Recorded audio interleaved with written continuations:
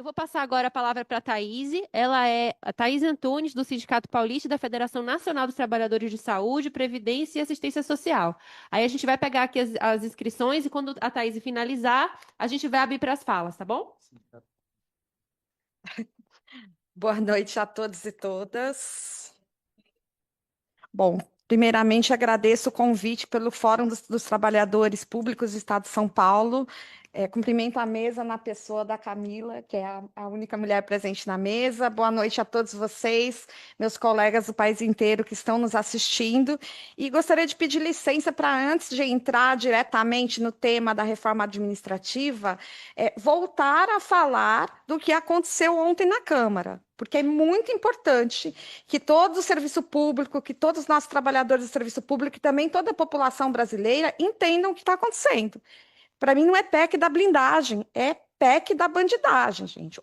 Com que eles votaram, um parlamentar que estuprar alguém, que matar alguém, que roubar alguém, não pode nem ser processado. Ele só vai ser processado se a Câmara autorizar isso. E vocês sabem, nas últimas décadas, quantas vezes a Câmara autorizou um processo contra parlamentar? Uma única vez. Então, o que eles querem é a impunidade. Então, não tem outro nome para dar do que PEC da bandidagem. Ontem, a nossa bancada do campo progressista, o PSOL, que foi a única bancada que votou integralmente contra essa PEC, porque nós temos, inclusive, do campo dito progressista, que votou junto com os vermes do PL por essa PEC, conseguiram derrubar a questão do voto secreto, porque é isso, eles queriam a impunidade e ainda queriam esconder do povo no que eles votaram. Mas hoje, numa manobra mais uma vez ardilosa, eles conseguiram refazer a votação e agora é isso. PEC da bandidagem secreta. E mais, a gente vê o líder do PL, Sócrates Cavalcante, quando questionado pela imprensa, o que seria isso, que a opinião pública está pregando muito mal para a opinião pública, ele fala que isso não é de interesse da opinião pública, que é uma matéria, como ele diz, interna corporis. Esses caras esquecem que só estão lá representando o povo brasileiro. Então, a gente tem que dizer agora, no ano que vem nós teremos eleições, então está na hora do povo acordar. Esse Congresso, em grande maioria, é inimigo do povo brasileiro. É isso que nós temos que dizer para os nossos colegas de trabalho, para os nossos familiares e para a população, e puxar uma intensa campanha dizendo isso. Parlamentares do PL são inimigos do povo brasileiro. A gente viu o Nicolas, quando questionado, dizendo, sim, eu quero ser blindado, eu quero.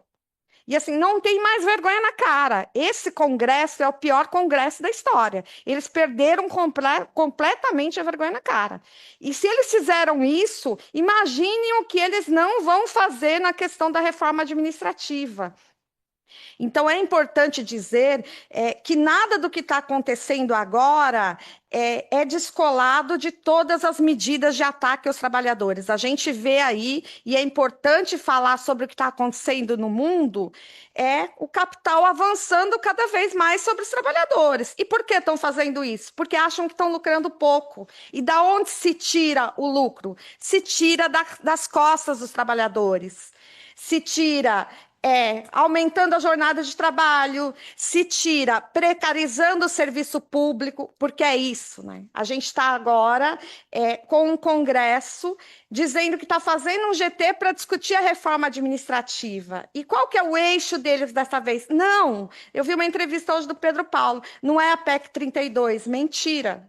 Mentira. Não tem modernização do serviço público, não tem fim dos privilégios, porque é isso, né? Nós já, há algumas décadas atrás, ouvimos um outro senhor que, para ser eleito, lançou aí o lema, sou caçador de marajás. E agora tem um caçador de privilégios, porque eles dizem férias de 60 dias. Quantos de vocês aqui têm férias de 60 dias? Quantos de vocês que estão nos ouvindo têm férias de 60 dias? Então, eles estão pegando uma parte ínfima do serviço público para lançar como uma bandeira para tentar convencer a opinião pública do que estão fazendo. Então, acho que a primeira coisa que a gente tem que dizer é que nós não estamos falando de reforma, é destruição do serviço público e é destruição do serviço público para agradar o capital e com várias coisas. O Paulo falou aí sobre a questão da estabilidade.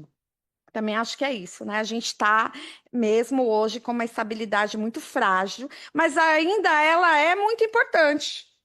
Porque, se vocês se recordarem, foi a estabilidade que impediu que as joias fossem repassadas para o ladrão de joias. Foi um servidor público, porque é protegido, sim, pela estabilidade, porque se não fosse, já estaria na rua, que teve coragem de barrar e não deixar entregar as joias para o ladrão de joias, que hoje está aí se mostrando um velhinho doente.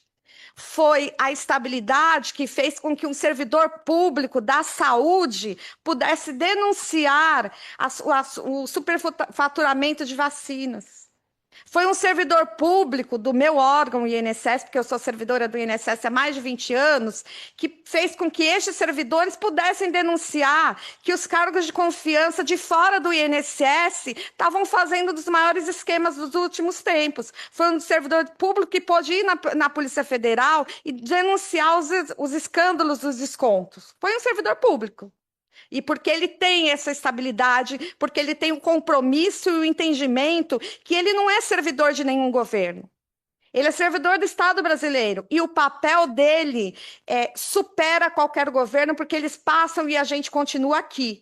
Então, é por isso que eles querem nos atacar cada vez mais. E daí, o que a gente vê? A gente está discutindo em cima de um projeto secreto, mas que nós já sabemos qual é a finalidade. Mas o que é aventado aí quer destruir o pouco que a gente tem. A gente vê aí propostas do tal do GT, que, como a deputada Luciene disse aqui, nem ela que está no GT consegue ver o texto do projeto. Então, o que é isso, gente? O que é isso? Medida secreta virou lema desses vermes que estão no Congresso. É isso. Daí a gente vê principais propostas do GT da Câmara, que a mídia está dizendo para a gente. Nem os nossos parlamentares têm acesso a isso. Contratação temporária de 5 anos. Cadê a estabilidade? E daí, pasmem, né? Nós estávamos nessas nossas visitas no Congresso e visitamos um gabinete de um desses parlamentares que se dizem do campo progressista. Quando a gente perguntou para ele, olha, nós estamos com muita preocupação com essa reforma e tal, ele falou, não se preocupem. Não se preocupe, mas como não, deputado? Estão aventando aí a questão da estabilidade provisória. Ele falou, mas é bom para oxigenar o serviço público. E daí virou para mim e disse, olha, você é jovem. Você trabalha 10 anos no serviço público, você sai bem qualificada, com todas as informações e vai prestar uma consultoria. Isso é um deputado de um campo progressista, que não tem a menor consciência do que é o serviço público e de qual é o papel de um servidor público. Nós não somos mercenários, nós não entramos no serviço público para obter conhecimento e depois sair para ganhar dinheiro. Mas essa é a perspectiva. Imagina o que pensa um parlamentar do PL sobre essa reforma administrativa. Então, hoje eu amanheci como se eu tivesse tomado um soco no estômago com essa PEC da blindagem e pensando no que são essas pessoas que dizem representar o povo brasileiro. O que são essas pessoas que perderam completamente qualquer limite, perderam qualquer vergonha na cara. Sem falar nessa questão, que é uma questão que nos afeta diretamente, que é um parlamentar brasileiro que já não deveria ser mais parlamentar, trabalhando abertamente nos Estados Unidos contra o povo brasileiro, fazendo com que o Trump faça uma supertaxação e hoje ainda sendo eleito líder da minoria para impedir que ele seja cassado. Ou seja, que tempos são esses? Né? Voltando aqui à questão da reforma, porque são muitas indignações que nós temos, bônus por metas. Daí é outro problema. Nós não queremos bônus por metas, né, pessoal? Nós queremos um salário digno.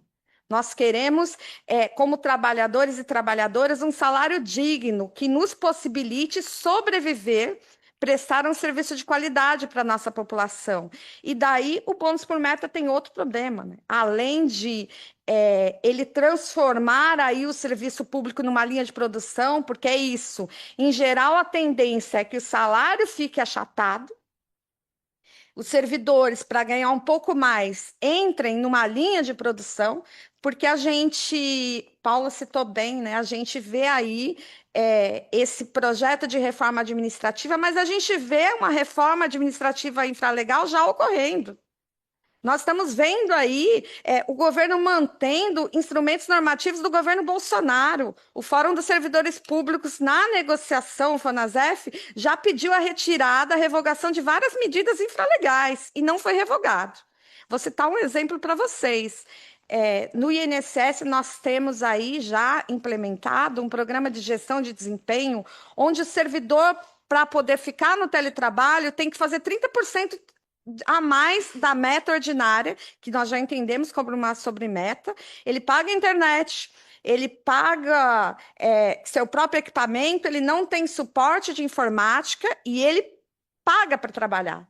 Porque se eu estou numa agência, tem uma meta de 70, quem está em casa tem uma meta de 100.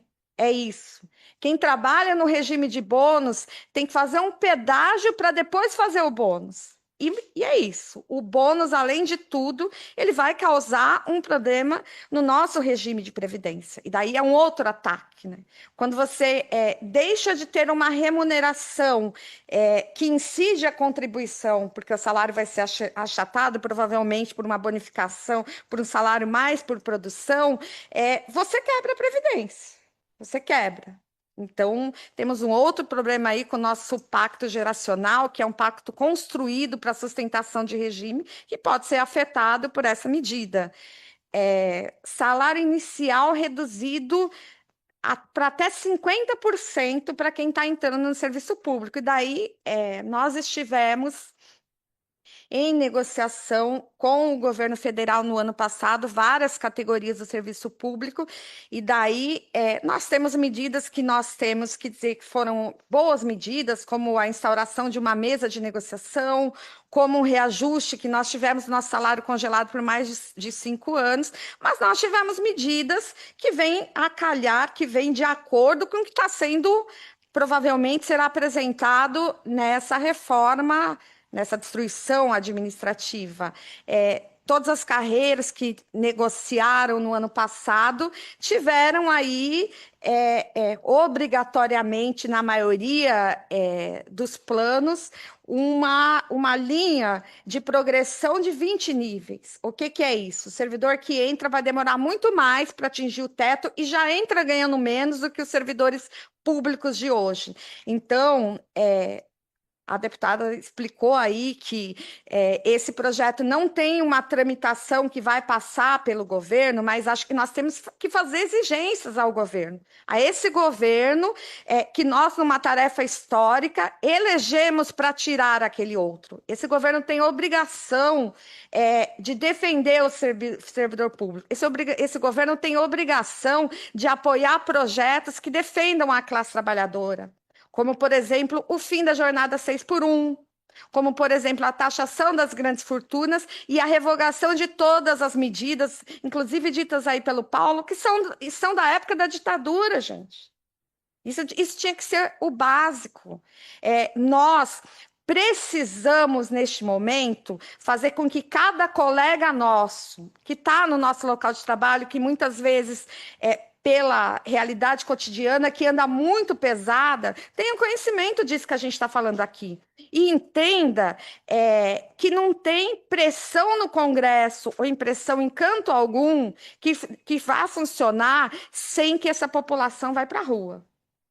A nossa única chance nesse momento, tanto com relação a essa PEC da bandidagem, quanto a PEC da anistia, o projeto da anistia, que eles vão tentar enfiar água lá abaixo, e se enfiarem, gente, eu temo muito pelo que vai acontecer, porque vocês sabem, nós temos uma democracia muito frágil. Só que ela ainda nos permite fazer esse tipo de debate. Ela ainda nos permite ir para a rua, ela ainda nos permite questionar o governo. Mas o que eles querem É muito mais do que isso. Isso não está o suficiente, não está. Outra coisa que a gente tem que combater na questão desse desmonte do Estado é a questão do Estado inchado. Eles sempre dizem, tem muito servidor público, isso pesa para a máquina. Mentira, gente. Isso é um mito para justificar corte e privatização. Para vocês terem uma ideia, a gente tem apenas 12% dos trabalhadores brasileiros têm vínculo público. Na média da OCDE, são 23%. Países como Canadá, Noruega e Dinamarca tem muito mais do que nós temos hoje. Então, é mais uma falácia e ela não vem repetida agora. O Paulo fez um resgate histórico, não é nenhuma novidade o que estão querendo fazer agora, já tentaram. Nós conseguimos travar a PEC 32 durante o governo Bolsonaro. E nós temos mais uma vez uma tarefa histórica que, obviamente, vai ser um pouco mais pesada, porque agora eles estão com as garras todas de fora em cima da gente. E eles têm a mídia, né? Porque a mídia, quando é para atacar trabalhador, tá juntinho com a direita.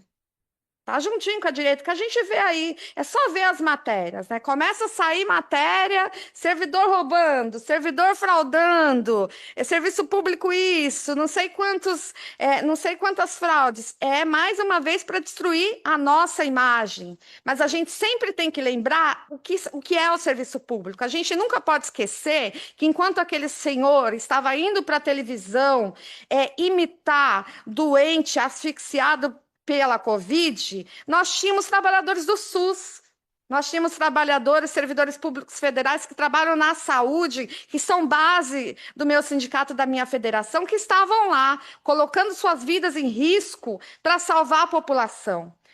E se não fossem estes servidores, nós teríamos o dobro, o triplo de mortes. E olha que nós tivemos 700 mil mortes.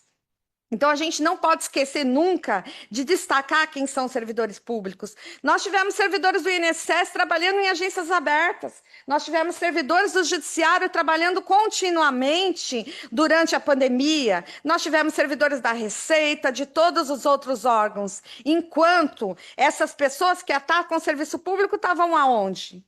Estavam fazendo o quê? Essa é a nossa pergunta. Então, acho que nossa tarefa neste momento é mostrar para a população quem somos e quem são eles. Está na hora da gente sair da defensiva e ir para o ataque. E o ataque contra qualquer um que queira atacar trabalhador. Porque não adianta dizer que está do lado do trabalhador e, numa hora dessa, votar na PEC da bandidagem. Não adianta dizer que é a favor do trabalhador e, quando a gente está votando, a gente está lutando aí contra o desmonte do Estado brasileiro, dizer que essa medida de modernização é mentira. É mentira. É mentira, assim como a maioria das mentiras que eles contam sobre o serviço público. E daí eu queria, nos meus momentos finais, falar de quem, mais uma vez, serão as mais atingidas por essa deforma do Estado, por esse desmonte do Estado. Nós, mulheres. Nós, mulheres, já temos duplas e triplas jornadas. Imagina as mulheres com o salário mais achatado e tendo que se submeter ao regime de bonificação, né? Como é que a gente vai conseguir pagar as nossas contas com salário achatado e correndo o risco de ser demitida? Porque no INSS nós já tivemos isso e ainda sem reforma. Nós tivemos um PGD implementado e na primeira versão dele, se o servidor não atingisse a meta ou não assinasse um pacto, porque essa é uma verdadeira aberração, eu sou servidora pública, estatutária, com regime de jornada de trabalho. Eles trocam a nossa jornada por metas, e se eu não atinjo a meta, eu corro o risco de ser demitida. Mas pior, em geral, as pessoas não atingem a metas não porque querem, mas porque o serviço público é precário. No INSS nós temos sistemas ineficientes, nós temos um parque tecnológico obsoleto, isso não é considerado. A gente viu essa semana passada, na iniciativa privada, o Banco do Itaú mandando mais de 1.000 trabalhadores embora. E qual foi a justificativa?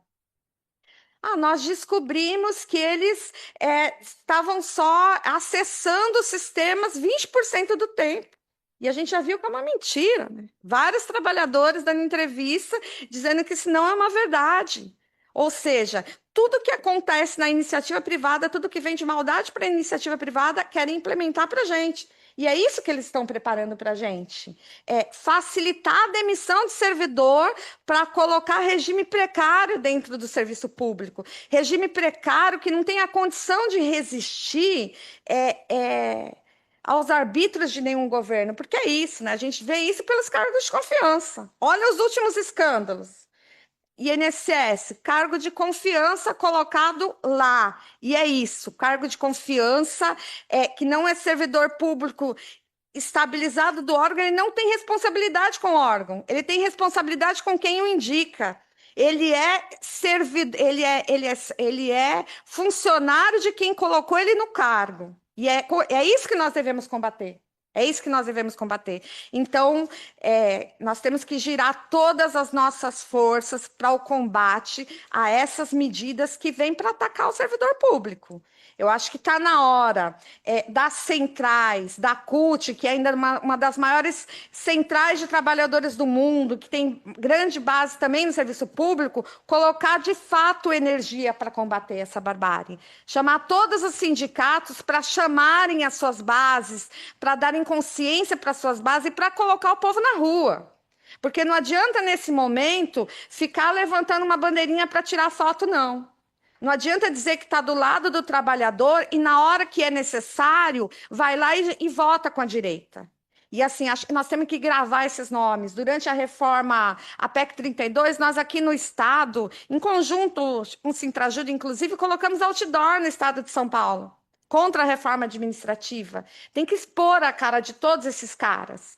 Se votar, não volta, gente. É isso que a gente tem que dizer. Temos que começar a ir para o ataque. Muito obrigada aí a todos e todas. Na vida de todos nós. Eu vou passar agora para a Thaís, para ela fazer as considerações finais, e em seguida para o Paulo Lindsay. Onde tem? 10 minutos. Bom, pessoal, bom, foi bem importante esse debate, a participação de todos que estão aí virtualmente também, de todos que estão aqui. Vou pegar um ponto aí que a Isabela colocou, que está ligado. E a gente vê que todos os temas têm interligação, mas ela fala sobre a questão do adoecimento mental mesmo dos trabalhadores. E daí, o que a gente vê, né? A gente está num mês que é o Setembro Amarelo, que é o mês de combate, de prevenção ao suicídio. E isso não é só uma questão, a pessoa ali adoeceu pelas condições particulares dela. Não, gente. Não dá para descolar isso do sistema. Não dá para descolar isso da exploração do trabalho. E o que essa reforma pretende agora é acirrar isto. Acirrar. Vou dar para vocês aqui um dado, que é um dado de trabalhadores em geral, não só de serviço público.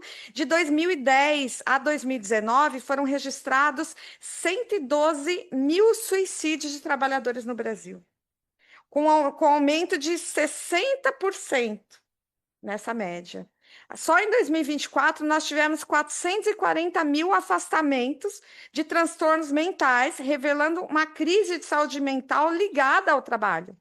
A superexploração do trabalho. A gente já vê no serviço público, eles trazendo para o serviço público que já está na iniciativa privada, que é esse sistema de metas e produtividade, que transformam o ser humano numa máquina.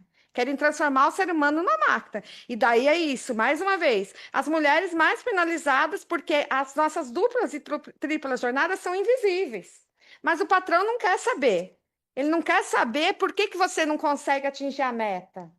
Então, dito isso, acho que para a gente encaminhar e para o encerramento, nós não precisamos de nenhuma deforma no serviço público. O que a gente precisa hoje no serviço público é de investimento.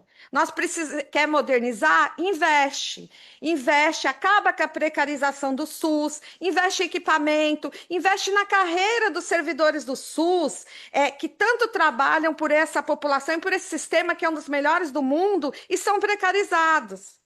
investe no parque tecnológico dos órgãos, investe na carreira dos servidores, valoriza, fortalece mais ainda o que eles estão desmontando, né? Fortalece para resguardar esse patrimônio do povo brasileiro. E daí a gente diz, e o lema do nosso fórum está certinho, a gente não está nos deparando com ataque aos servidores públicos, é um ataque ao povo brasileiro, porque quem aqui, ou quem de nossas famílias, não precisa de uma escola pública, de uma creche, de um SUS, porque quantos servidores públicos hoje conseguem pagar um convênio particular?